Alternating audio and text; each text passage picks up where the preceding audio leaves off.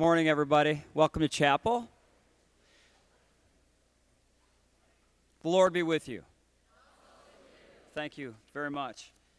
We have a few announcements before we begin as part of our chapel, so we will begin with that. Mrs. Wright has an announcement to make on Winterim.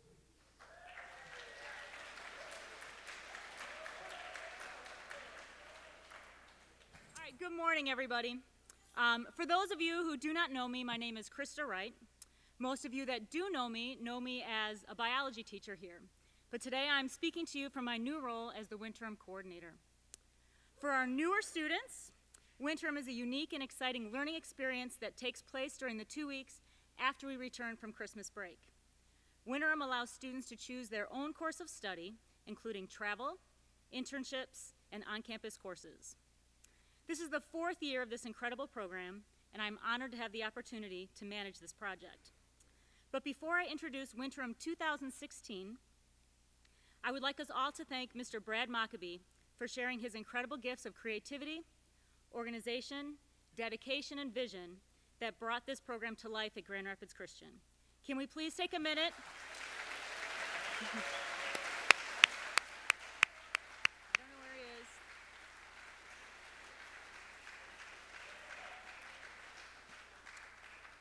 So thank you, everybody, for taking that minute to recognize all the hard work that he invested in the creation of Winterim. So what is next for Winterim 2016? If you are taking a trip, please be sure you're checking your email and daily announcements for important information from your trip leaders. Juniors and seniors, if you are considering an internship, remember that the application deadline is October 2nd. For everyone else, the 2016 Winterim Curriculum Guide, looks like this, will be distributed today during your 4th hour class, so right after break. Please look it over very carefully, discuss the options with your parents as well, and then on October 6th, during lunch, we'll have an opportunity to meet course instructors at Winterim Fest. You can ask questions and learn more about the different courses. And then registration will begin by seniority the day after Winterim Fest on October 7th. If you have any additional questions, feel free to email me. My email address is up there. Or you can come by the Winterim office on even days, so that would be your 2, 4, 6, 8 days. The Winterim office is located in the main office across from the athletic department. For the freshmen or any new transfer students, if you'd like to join us as well, I'll be visiting your study hall on Friday, October 2nd to answer any questions you might have about Winterim, and then I'll also show you how to register for courses. I'm looking forward to Winterim. It's going to be a great year. Thank you.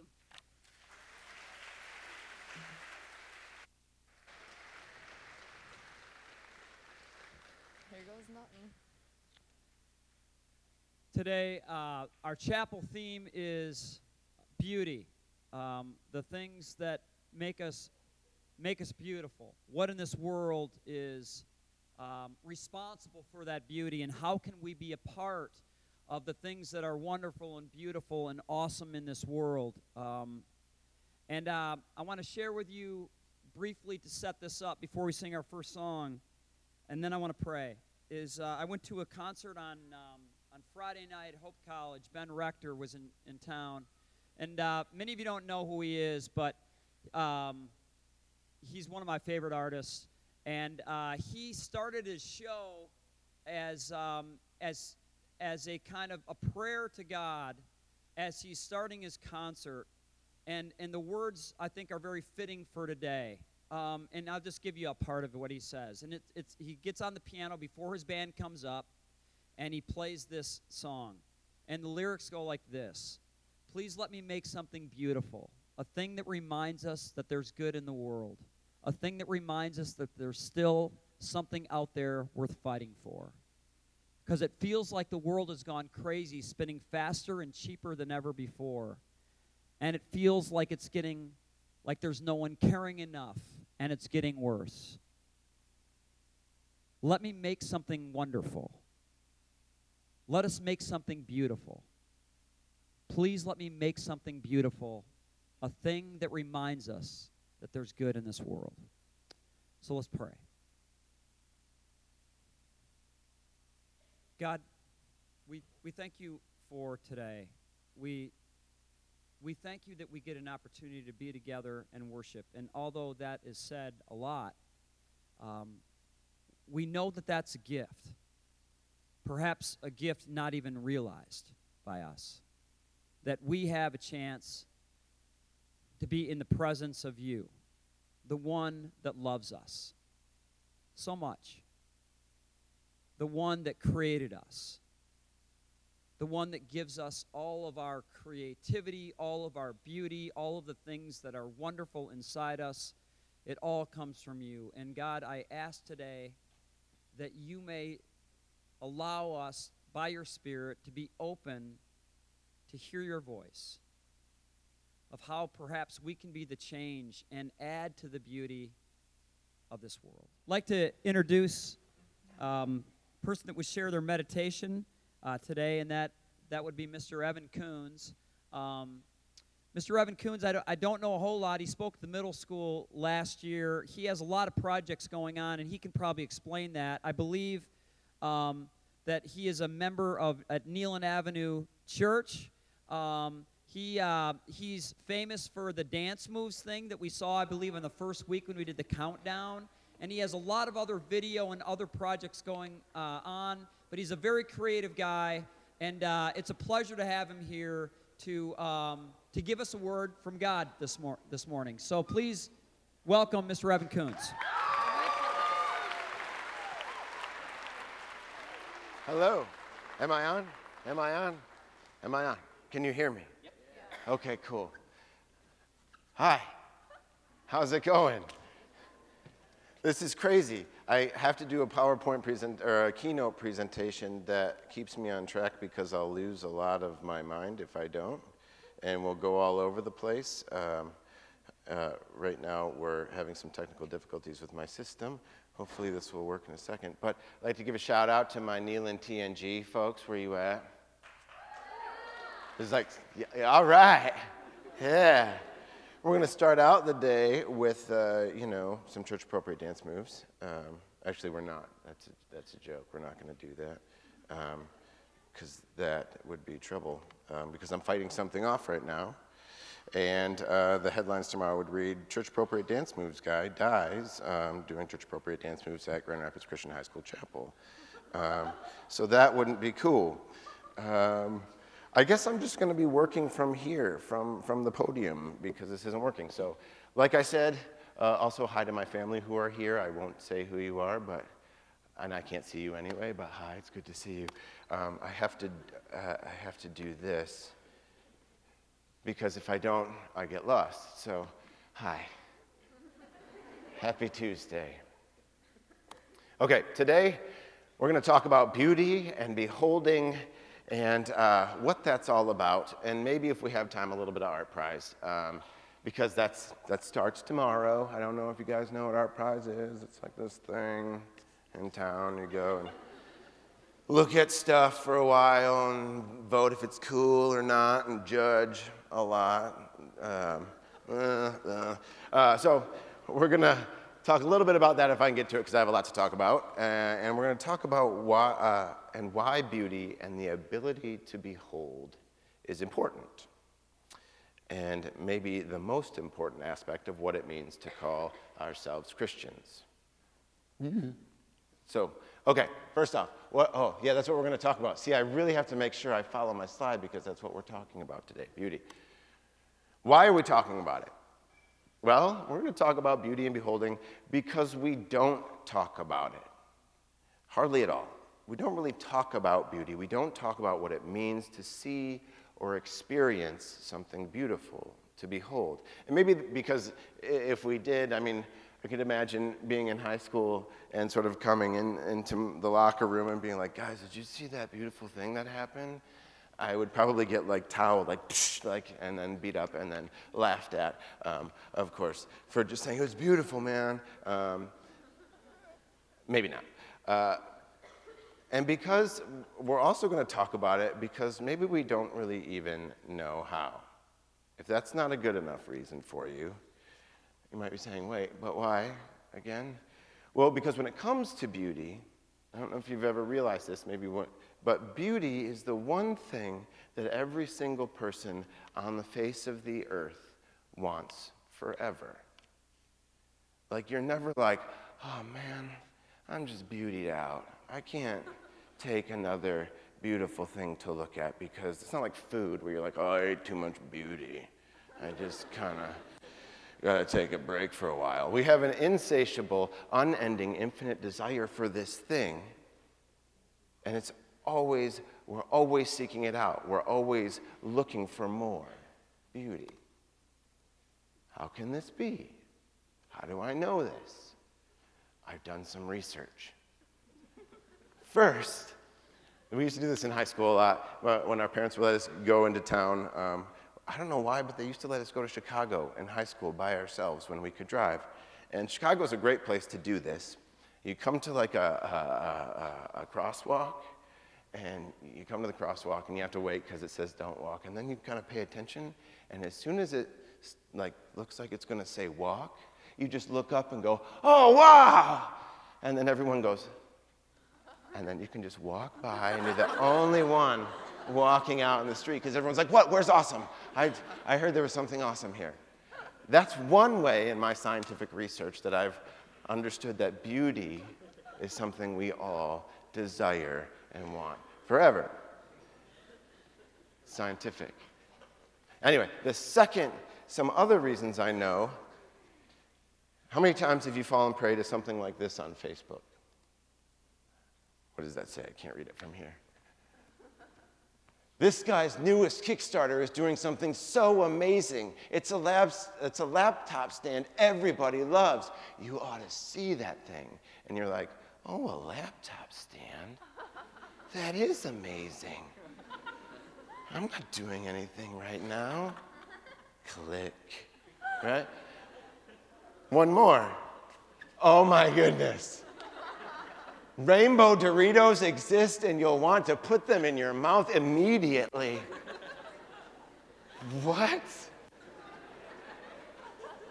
We'll get to talking a little bit about what beauty does in a minute, but one of the things that beauty does is that it's unprecedented. Like, you've never seen this thing before, and if you have seen it, and you can only compare it to an unprecedented thing.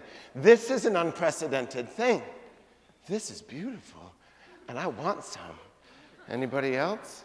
Do you guys have them in your cafeteria? Please tell me you do. Do you have Rainbow Doritos in your cafeteria? Oh. I'm done. I'm leaving. It's ridiculous. All right. And then if that's not something to think about enough, this one really seals the deal. Did anybody watch the GOP debates last week? Yeah, exciting. Crazy. So here are these plethora of people trying to figure out who might be a candidate to run the country.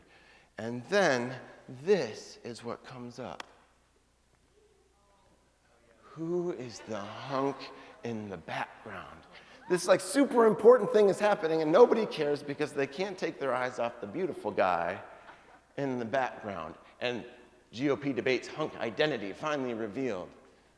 What does that say up there? I should have brought my glasses.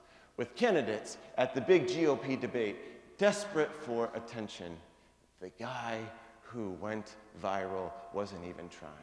How hot debate guy, hashtag hot debate, won the internet. We are fascinated by beauty. We want it all the time.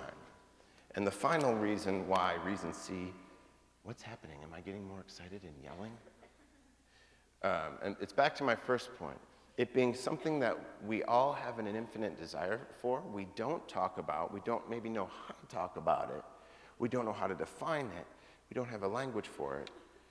Christians should be the ones with the most robust sense of beauty in the entire universe. And we should know how not just to talk about it, but to see it and respond to it. Okay, so beauty. Let's first talk about what beauty is and what it does when we encounter it. Oh yeah, there's that. Keep me on track. Thanks. Thanks, computer. Okay. Beauty, here's a definition. Beauty kind of is just something literally that pleases the eye. Beauty flashes like a beauty making Greek word, ray of primal light that causes harmony. Another Greek word with an ichthus in it, and splendor and everything. For beauty is the cause of harmony, friendship, and communion. That was said by Dionysius of Areopagite in his divine names. I stole this from my friend because I like the way people talk about beauty, and you're like, I have no idea how to kind of pull that together. So let's look at it one more time. Beauty flashes like a beauty-making ray of primal light that causes harmony, which is order, which is another word for justice. So beauty causes justice. And splendor in everything, for beauty is the cause of harmony or justice, friendship, and communion. So that's what it is. You guys tracking? Like, oh yeah, I'm in my 30s, I'm barely tracking with this definition, but I kind of like it. So instead of talking more about what it is, let's look at what it does to us. Beauty arrests us. It stops us in our tracks, it mesmerizes us, it causes us to gape like we do one of these things. Usually because, like I said before, it's unprecedented, we haven't seen it. Things that are beautiful. Sunsets. We never go like, I've had enough sunsets in my life. I don't want to see. If I see another sunset, I'm going to lose it. If we go to you ever go to PJ Hoffmaster and you hike to the beach and you got to go up that little dune to get to the beach, and then you come over and you see the lake and the sand and you're just like, whoa, right? And let's not forget, people, a lady, like you see somebody that's attractive or beautiful and you go like, whoa. Hi. If you have the courage enough, we'll get more to that later. Okay. You guys remember this thing? Oh, you've been arrested. Right? When you saw that, what were your first reactions? Anybody? Anybody remember seeing it? Wow. Art. Art. Yes, art. Very nice. Anybody? Usually you'd be like walking and you would go like this. Oh my goodness. I don't think I've ever seen anything like this before. It arrests you. It stops you in your tracks. What's something else that beauty does? Beauty leads to repetition.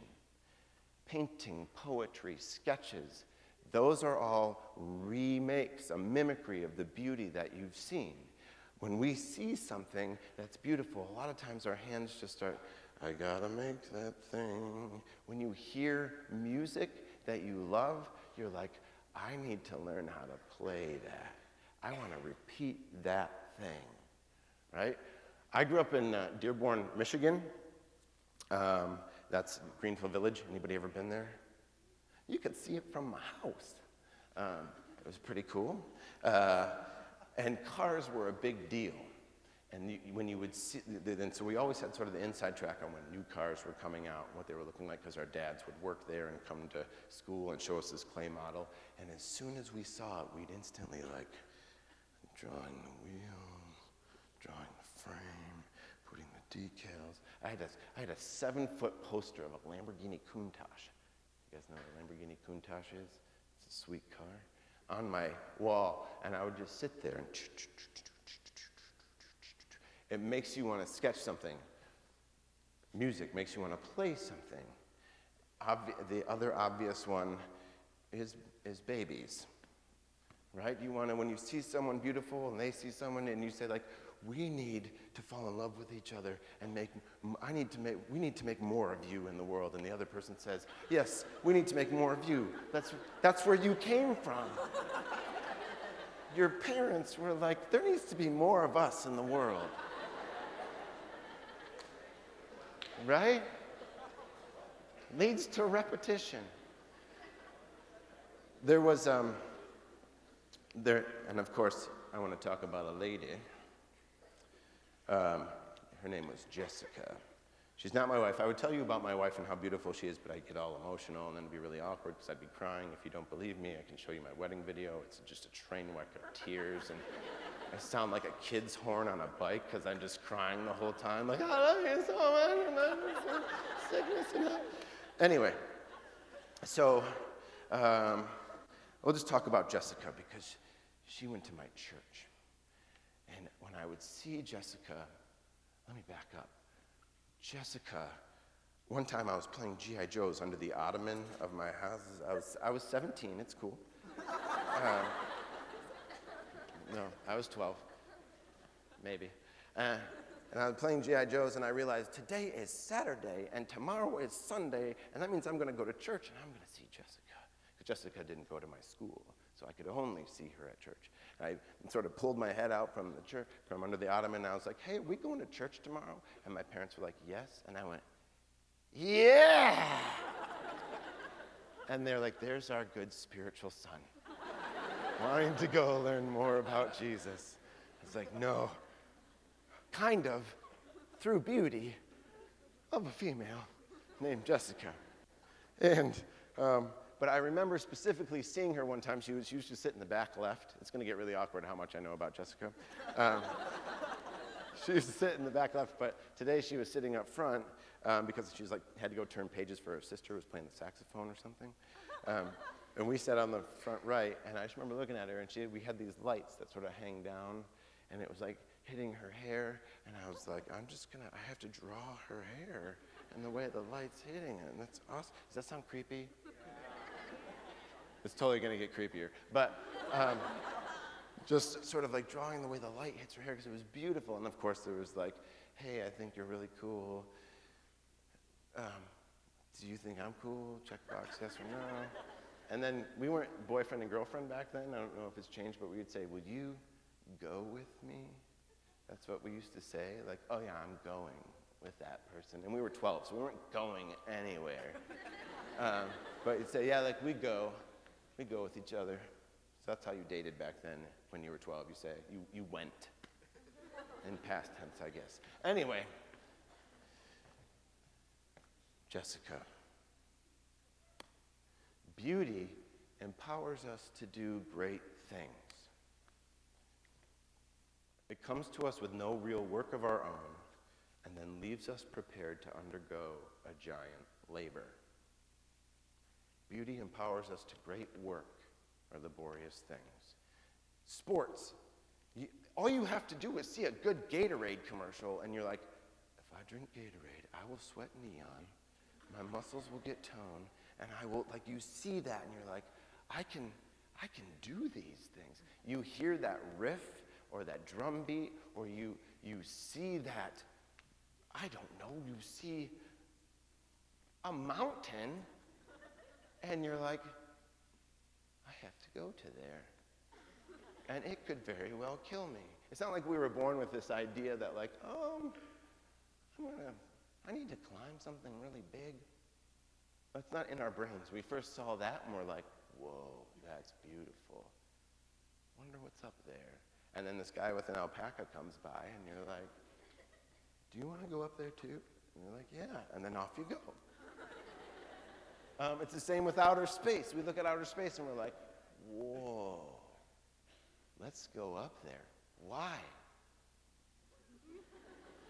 Because it's beautiful, right? And of course, it's the same with Jessica. Beauty makes us do incredible things. Jessica lived like 8 miles away from me, but my baseball practice and games were like 6 miles away in her direction. So I'd go to baseball, and that baseball was the park that was close to her house, and there was a pool there, and if she was going to go, that was the pool she went to. And you might be like, oh, baseball, who cares? Like, you have to understand how bad I was at baseball. I was horrible at baseball. They called me the strikeout king. I was so tiny and skinny, believe it or not, that they made me catcher one day as a joke, just to laugh at me, because I had to wrap the catcher straps around my legs like 4 times, and then I couldn't find the Velcro, so I just had to tie knots in it. And it was still just like flipping around. And I was scared of the ball, so every time he threw it at me, I just was like, I don't know where this is going. Kevin Stone would grab me by the back of the head and push my head in the dirt. Baseball.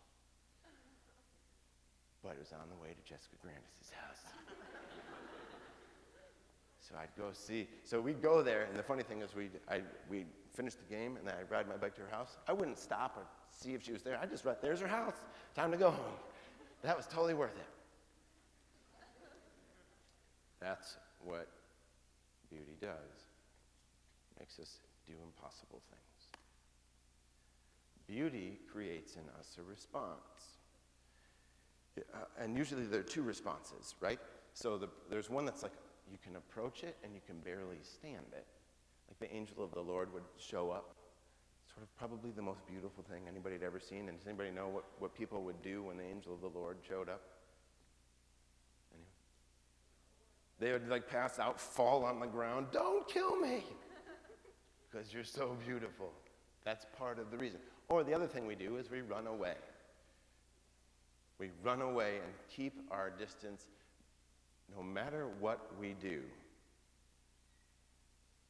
When we see something beautiful, it demands that we not be careless while we're in its presence. Were you ever like little on the playground and you saw a cool flower or a bug or something living and beautiful, and then up comes Billy while you're looking at it and just goes, and you're like, what did you do that for? That's not cool. Because you saw it and it demanded a response from you. You saw that it was beautiful. Of course, there's Jessica, right? Or the person of your attraction where you see, a lot of times you're just like, I'm just going to stand over here and not really even, there she is over there. Hi, I'm not really going to even approach you. I'm just going to, cool. And then when you do go by that person and you like have to talk with them, you're like, I'm very well today. How are you? See you later. Goodbye. That's what beauty does to us. But we know that we have to treat it carefully. It's the same thing when you go to like a concert or you're watching a movie and you're totally engrossed in it, and there's that person behind you who's like crinkling their bag and just throwing it, and you're like, I want to kill that person because they're being so careless with this beautiful thing right now. It creates in us a response. And it demands that we not be careless in its presence. So the other thing that it does in that same regard is it makes us respect all the other things that are like it. So you see a beautiful redwood, and you say, like, I have to protect this thing. But not just this one, I have to protect them all. There's a woman, Elaine Scary, I think is her name. She has a book called On Beauty and Being Just. It's where I got a lot of this stuff from today. It's an amazing book. And she talks about how it's contagious. Like beauty always sort of emanates outwards and affects the things around it. So she had these vases or vases, if we're talking about art, they're vases. And like she collected them, but then she was gifted this really beautiful vase. And when she put it up on the shelf, suddenly she realized, like, I have to care for this thing, but the care that I have for this thing also needs to extend to the other things, because these are fragile pieces of work and art. I'm totally taking a long time to get through these, but is everybody tracking with me? Are we enjoying ourselves? Is this cool? Exciting chapel? You're like, oh, it's all right. It's not going else. All right. Beauty leads us to truth. Beauty is something that ushers us into truth. When we encounter something that's beautiful, we want to know everything about it. When we see a painting that we like, we're like, who made that? What's it made of? How did they paint it? What was the process? What was life like when they painted it? We want to know more and more. The universe.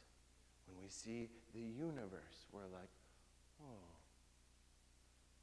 I need to know how that works. I need to know how far away that is. I need to know if there's life on other planets. I need to know what a solar, and we start going like, whoa, there's solar systems and there's galaxies. It leads us into more truth. That's what beauty does. In the case of Jessica, you're like, who are you? What's your name? What do you like? What are you interested in? And I think anybody who is in a relationship, who are you? What do you like? What are you about? What else? Anything you want to know. Like, you ever have that conversation where you don't know what to talk about, and you're like, so what'd you have for dinner? Anybody do that? No? Okay, that's just me. Things didn't work out with me and Jessica. I just wanted you to know that. It's probably, you already probably know that. Beauty leads us to truth.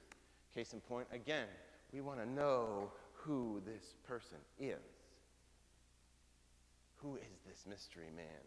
What do they call him, the hot debate guy? Yes. How to beauty. How do we do this? How do we take time to understand and appreciate beautiful things? It's simple. We behold. Now, behold is from the Old English, which means to give regard to hold in view, to keep hold of, to belong to. And now, some of you might be thinking, like, all this talk of beauty and staring and looking at things like art, that's just not my bag. I totally get it.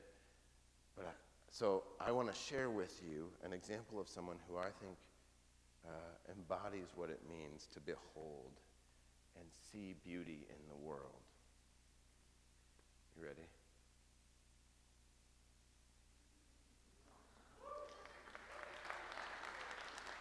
Yeah. Yeah, where's the booze? There's got to be some booze in here. It's okay, you're welcome. You're welcome to boo. Have you guys heard the story of Jim Harbaugh? That's who this is, by the way. He's the coach of Michigan now. When he was in a traffic jam, and the light was out, and it was this horrible traffic jam, and when he finally gets up and through it, he sees that and there's all this chaos, and he sees this cop. And the cop's in the middle of the chaos and directing it, and making like all of the chaos harmonious. Oh, what else is harmonious? What causes harmony? Beauty.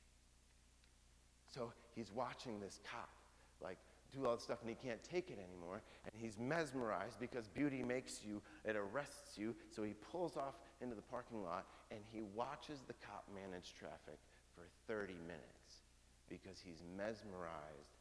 He's beholding this person making order out of chaos.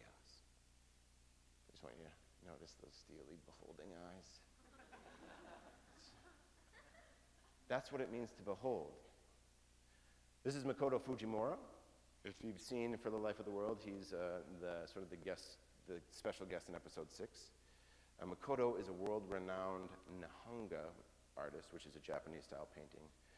His paintings, like this one here, are made with layers and layers of pulverized minerals, as well as gold and silver. This painting, the lily, has over 60 layers of azurite and malachite in it. 60 layers of paint.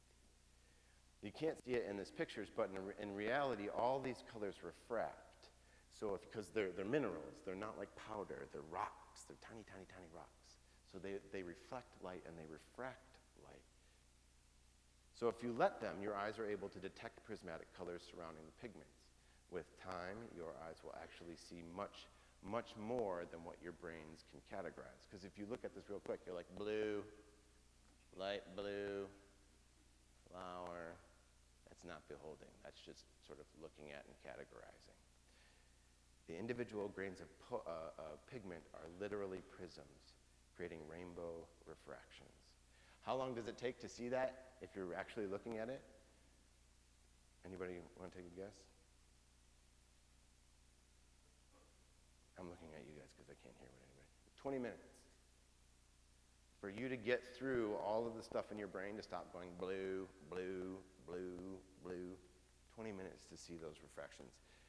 In fact, Mako says it usually takes at least 10 minutes of sitting, quieting your heart, and beholding the work before our eyes before we start to see and our brain stops to categorize. His friend and fellow artist Bruce Herman says, if you want to understand something, you have to learn to stand under it. You see what he did there? He took the words and flipped them. If you stand over it, you are overstanding, bringing your own preconceptions and presumptions and you are not understanding. And you'll see that a lot at Art Prize this year, people who come up and just go like, yeah, and then move on. They do that a lot. They're overstanding. They're taking their own ideas of what it is, and they're projecting it on it rather than letting the thing talk to them. So let's practice. We'll do some practice real quick. We're not going to take 10 minutes to look at these. We'll just take a couple. What do you see here? If you're just looking at it. You say, I heard a net. Anybody? Participate with me. Water, grass. What? In the back, he says, what don't you see here? Blue people. What? Here's a question. What do you see but you don't see? Wind. I think, if I heard this right, when Makoto was telling me about this painting, this might be one of the first paintings to ever capture wind in this way. Like Van Gogh, did it with the Starry Night, you see, but in a sense of like saying, he captured something invisible and made it visible through another thing. Anybody know what this painting is called? Kind of. Anybody? It's called Pentecost. Oh, weird. So here is this scene, maybe on the day of Pentecost, when these fishermen who had jobs as fishermen are no longer there. And something is happening. Something is on its way. And you can't see it, but you know it's there. Like the Holy Spirit. Spirit and wind kind of sometimes mean the same. Who said wind? Yes, nice. Sometimes mean the same thing in languages. So you have this. This is a picture of change. And what's weird is this is also a picture about you. Because this is the thing that made it possible for you to know the gospel of Jesus. This is a recollection of that day. Because if those 12 apostles or disciples or whatever you want to call them wouldn't have done that, wouldn't have given up their jobs and gone to experience that and been rested on the Holy Spirit, you wouldn't be here maybe. So this painting, this picture is about you. It applies to you. What also is, I think, really interesting is what's in store for these people who gave up their jobs and their livelihoods to follow Jesus. They died. Not nice deaths. Which I think is like, whoa, that's kind of interesting. Anyway. What is this? You guys see this from last year's Art Prize? It's one of my favorite pieces. Like right off the top of your head, what is it? It's like a Z. When I saw it, I was like, oh, Zorro was here in metal form. This is weird. And then I was like, no, I gotta go look at it. Anybody? What does it make you think of? The name of the piece is called The Shortest Route. Does that do anything? Anything for you? No, nothing to do with the shadow, but good question. Anybody? This is a human life in sort of structural form. And you're like, what? Or sculpture, I don't know, I'm saying it wrong. I don't know how to talk about it, but that's okay. That's why we're talking about it. So we have this like trajectory, right? We want to like do something, or we go on our way in life, and then we have to make a decision, and that decision takes us another way. And then in that decision, sometimes it causes us to have to wait for a while. So you see that upper corner, there's this big space where you're just like, I don't know what I'm doing with my life. I just have to wait for something to happen, I suppose. That's kind of normal, by the way, just so you know. If you're like, I don't know what to do with my life, am I doing it wrong? No, just what happens sometimes. And then you're like, oh, I know what I want. And you go after what you want, and it's a dead end. And then so then you take another direction, and sometimes the roads that we travel are wide. Sometimes they're narrow, sometimes they're hairpin turns. The other thing I like about this too is you can't see around the bend. You don't know what's coming. And then at the end, it ends, and you look like, oh, it's lined up. Like the thing that you were trying to go after the whole time, that you wanted to be or wanted to do, it's in the same sort of like area. There's just this gap that I had to go the hard way to get it. Like it wasn't easy. The shortest route. But then here's the cool thing about the sculpture that you can't see here. When you come around the other side of it, because it's three-dimensional, those things which look lined up here, they're actually just a little bit off. Like, ooh, what does that mean? Kind of what I wanted, but it's just a little off. Complete. Hi, guys up there. I didn't even see you. We're running out of time, so I won't do this one, but this one is really great. Some other time, maybe. This is an icon by Andrei Rublev. Okay. So what now? That's a good question. Thank you, computer. One of my favorite quotes that I like to say is, everything happened today. So what happened today? Everything. Everything happened today. And like Mark was talking about in the worship before we started, when he read that music, everything happened today. There were wars, there was famine, crisis, death, disease, birth, political decisions. Today your smartphone will probably die. It will run out of batteries. Someone will eat all of the bananas in your house and you really wanted a banana. There were all kinds of things that will vie for your attention. And still in all of that darkness, there is also life. There is beauty. And beholding is how we capture the eyes to see it. Like this. Remember, so few people had eyes to see the full embodiment of beauty in the world. We were thinking that the Savior was going to come in some other grand fashion, but he didn't come that way.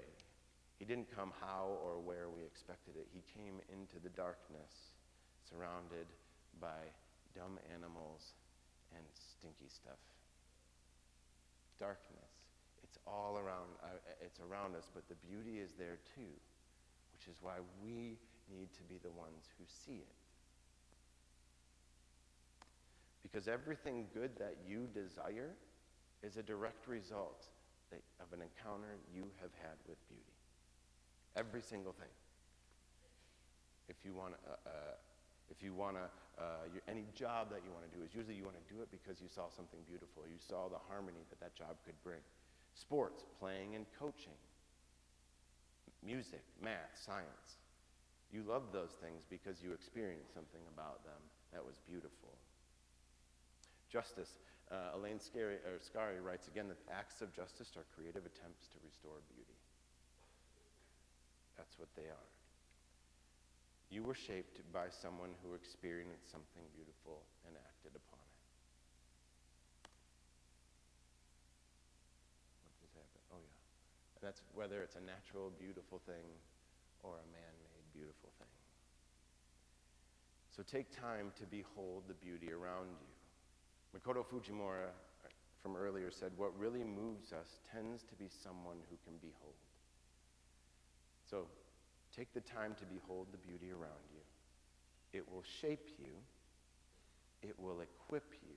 It will enliven you to do wondrous, impossible things.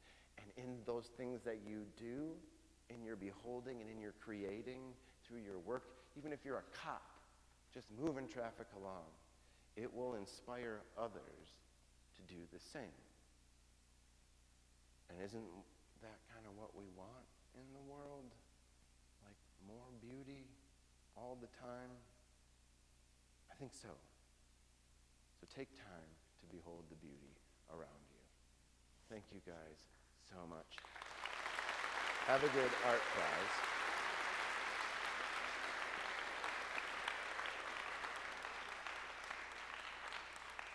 One more thing, take advantage of Art Prize. Don't go like, okay, I got to see everything. See a few things for a long time. And I guarantee you, if you go up to a piece of art and you just sit there and look at it, And and you'll feel weird at first because you're just taking it in, 15, 20 minutes. People will first of all, you'll watch people come by and go, I don't know, this is dumb. And then they'll just keep going. And then you'll have some people that will go like this, and they'll go like, I don't know. But what does beauty do? Beauty ushers in truth. It leads us to truth. They'll look at you, and they go,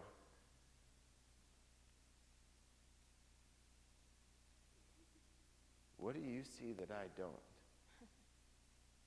And communion, harmony, friendship. Beauty causes all of those things. That's what happens when we behold. Some places to go to that are always really great for Art Prize. The museum, the Art Museum, the Graham. The diocese has really cool stuff on Division and Wealthy, and it's curated really well. If you take time to look at stuff there, it's really cool. The UICA is pretty interesting, and Fountain Street Church has some really cool stuff, usually centered around art and harmony and justice. That's all. Take it away.